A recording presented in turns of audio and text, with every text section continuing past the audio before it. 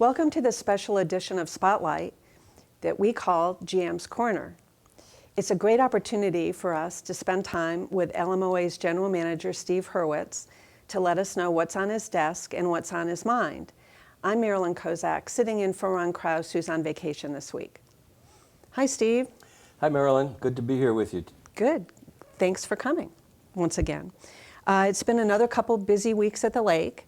Lots of good things happening. There was a wonderful car show with 57 entries, which was unexpected and wonderful. A very successful Faulkner golf tournament. Even though the weather didn't cooperate, the golfers had a great time and enjoyed being here at the lake. There was adult fishing lessons. There was food and wine pairing at Lakeside Restaurant. And of course, the last of the town hall meetings where residents had an opportunity to ask questions about the proposed dues increase to the board of directors, and you were there, I know that. You've always encouraged residents to reach out to you via email or by phone and tell you their concerns, their questions. Can we talk a bit about what's on their minds this week? Well, something just happened. I got an email, which I answered briefly just before coming over to meet with you this morning. And it's about basketball hoops. So I know it's a concern for families, and I can understand why. So my answer was, hey, thanks for letting us know, and we're looking into it. So that just started this morning. And anyone who's concerned about it should feel free to email me directly. That's certainly an available option. They can also go directly to the board under contact the board, and if they contact me, we will look into it, and we are doing that, and we will get the word out as quickly as possible on what the status is and what we're doing and all the considerations. It is an important subject for a lot of people. It's a good reminder, too, that just by posting something on a Facebook page doesn't mean that you or the board are actually going to see that. So the best course of action is for them to contact you or the board directly. Yes, and as a reminder, the email address is easy for me to remember. It's shurwitz@lmoa.org, and they can find that lots of places. It's in the Lakeviews newspaper and pretty much all over. Right. And I do welcome the emails. Can't always get a huge answer back to somebody that might require hours of research. A lot of the items that receive are farmed out to the various staffs to check into in detail. So it might not be an instantaneous answer, but we will look into everything. If people have taken the time to do that, they certainly deserve an answer. Well, I'm sure people should appreciate your efforts to do that. Some of the other things that you talk about in this week's Lakeviews, which we've had a preview of, but will arrive in people's mailbox on Thursday, is some of the other issues that have come up at town hall meetings and in your email, concerns that residents and members have about some of the other issues that I know that you'd like to talk about. Well, that's true. And in fact, the number of subjects that have come up in connection specifically with the proposal to increase the dues are, a lot of the questions are insightful. People are interested in what's going on. And so here again, we appreciate the questions. Amongst the questions are, what are we doing to save money? Are we really working on that end of it, or just asking? Is the board just merely asking for more money? And I can say unequivocally that under the board's leadership and with the assistance of the committees also, we're doing an awful lot. You referred to an article in the upcoming issue that should be in people's hands very soon, if not already. A number of things we're doing in order to save money. It's a huge list. That doesn't mean it's exclusive. So even here again, we love to hear from people about their ideas. Not always something we can do, but we're glad to look into everything because just about nothing is off the table. In fact, that's connected to a question about have we added staff, and if so, what is the staff doing? So let me talk about that for just a couple of minutes because that's a very big deal. So for example, with our police force, for years it was understaffed. We authorized 8 officers and a chief, and we were severely understaffed, sometimes 2 to 3 officers short. So it was very hard to fill all the patrols and for them to do all the duties. that they're involved with. I think one that's very important to people, a lot of people have asked us to pay attention to speeding. Jefferson is our main street, and people are out there walking and so forth. Now, we do have walking trails. One was just added this week for people to use, but nevertheless, we do have people on Jefferson. We're grateful that a great majority of the vehicles, the drivers, slow, pull over, do whatever is necessary to pass pedestrians or people on bicycles safely. But nevertheless, speed control is an important part of the police responsibility, and they're able to spend much more time on that now. It is time consuming. The radar trailer is out, and I have asked officers to think very carefully about stopping people, not just over 35, but under 35, because Jefferson is meant to be a 25-mile-an-hour street. It's important because of the hills and the curves and with the pedestrian safety factor. So the police may be stopping people at less than 35 and just reminding them gently that the speed limit is 25, and we like to think of ourselves as a 25-mile-an-hour community. Another really important area for the police that they're responsible for is water safety. In the past, it had been very difficult to have a uniformed officer out on the lake. We've done that already 2, if not 3 times this year. And the whole purpose of that is to ensure safety on the lake. They also help with making sure the boats that are supposed to be registered are registered, helping to remind people, in fact, that's underway right now. And then they do normal police work. We're a large community, so we do have events, crimes that happen, so properly investigating and reporting on crimes, advising people on safety and avoiding criminal situations.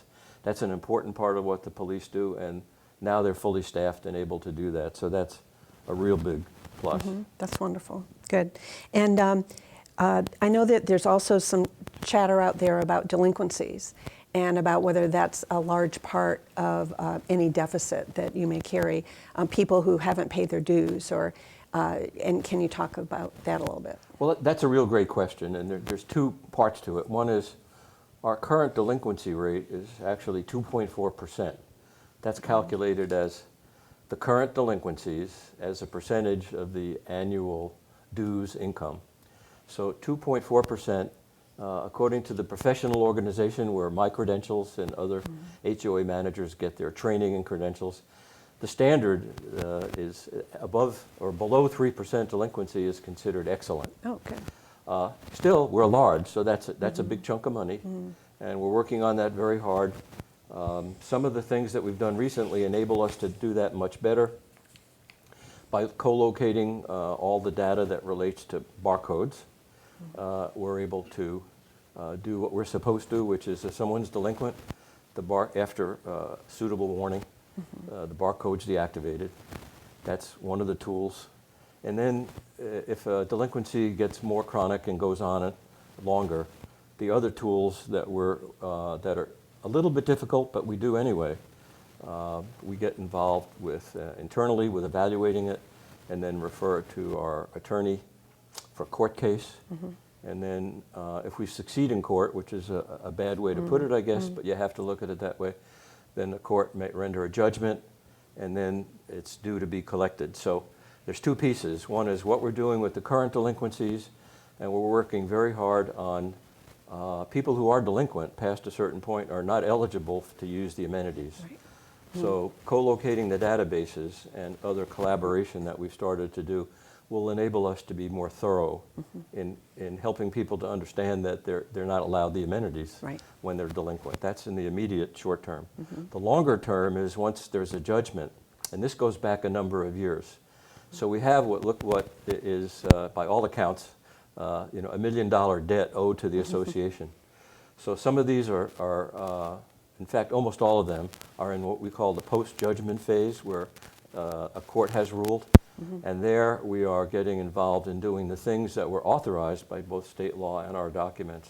They're rather serious and severe, but the people who do pay their dues promptly deserve to be protected by us encouraging people who don't. Yes. So we're getting into actions such as, of course, we do liens, and then garnishing of wages, bank Wow. accounts, Wow. and rents, and then foreclosure. We have not traditionally done that, Wow. but we're organizing to do that, and the owners should expect us to be vigorous about Right. that. So, and we so are. there are serious ramifications. Serious Yes, ramifications. yes. So in the long run, we might have a debt that's owed by someone who's no longer alive, hasn't owned the property for 10 years.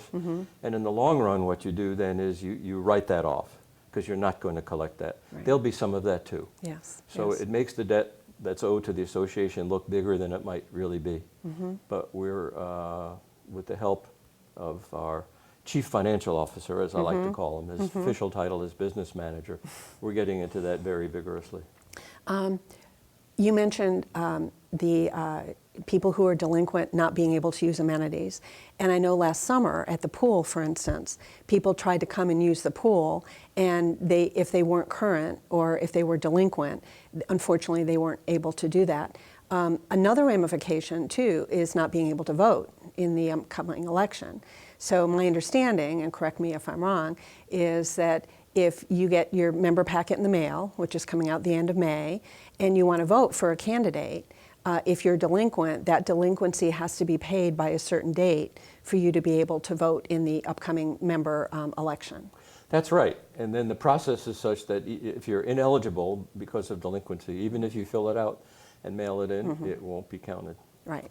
And in fact, maybe the most important action that a member can take concerning the overall direction of the association is voting for the board of directors. And we have 4 candidates. One of the things that's happened recently is the candidate forum, which people can go to Lake TV on the website and look at that. And it's important to listen to all 4 candidates, so when the time comes to vote, you're familiar with what they want to do for the lake. They obviously all care about the well-being of the lake, or they wouldn't be running for the board of directors. But I'm sure that there is some distinction amongst the 4 of them about what they support as far as dues and what else is happening. So it's important for people to pay attention to that, not be delinquent, being able to vote, and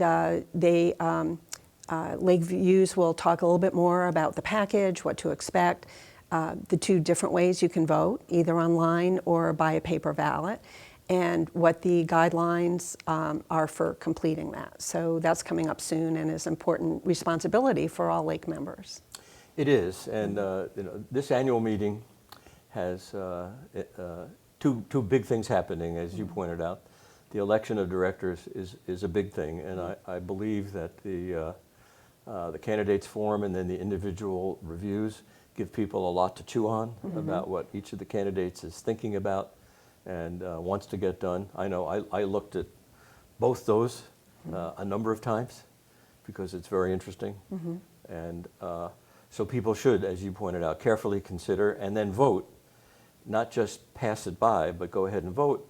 And then, of course, there is the 2 proposals having to do with dues, one the F&B certificate for $50 and the other the 60, 60, 60 increase.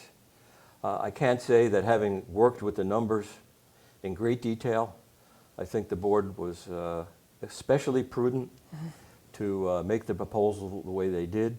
That was in advance of receipt of the reserve study, which we're working with now. The board felt that it was important to get the word out before that. Now, we did get the reserve study way before we would have normally gotten it to make sure it was in the hands of the board, and then anyone who wants to look at it is welcome to do that. It's on the webpage.